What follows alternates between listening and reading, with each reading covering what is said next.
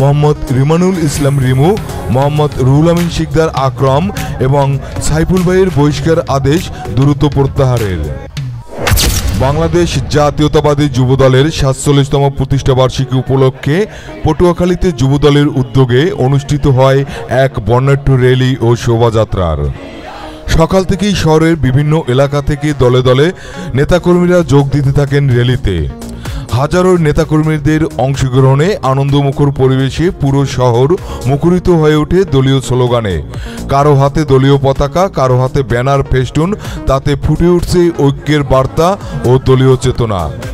তার মধ্যে একটি মিছিলে ভেসে আসে রিমু ভাইয়ের প্রত্যাহার আদেশ তুলতে হবে। এই শোভাযাত্রায় নেতাকর্মীরা দাবি জানান বহিষ্কৃত ৩ নেতা মোহাম্মদ রিমানুল ইসলাম রিমু, মোহাম্মদ রুহুল আমিন শিকদার আকরাম এবং সাইফুল ভাইয়ের বহিষ্কার আদেশ দ্রুত প্রত্যাহারের। র্যালি শেষে সংক্ষিপ্ত সমাবেশে বক্তারা বলেন, যুবদল সবসময় গণতন্ত্র ও ন্যায়বিচারের পক্ষে, আর নেতাকর্মীদের ঐক্য যুবদলের প্রকৃতি শক্তি। শহরের প্রধান শহর প্রদক্ষিণ শেষে র্যালিটি শেষ হয় পটুয়াখালী বনানী চত্বরে এসে। নেতাকর্মীদের মুখে তখন একই ধ্বনি, যুবদল বেঁচে থাক, গণতন্ত্র বাঁচুক।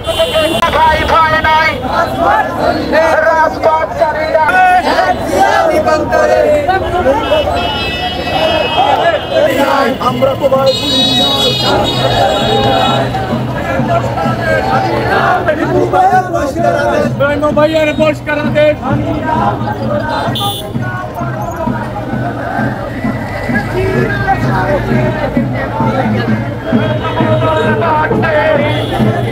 আমরা তোমায় ভুলি নাই, আমরা তোমায় ভুলি নাই,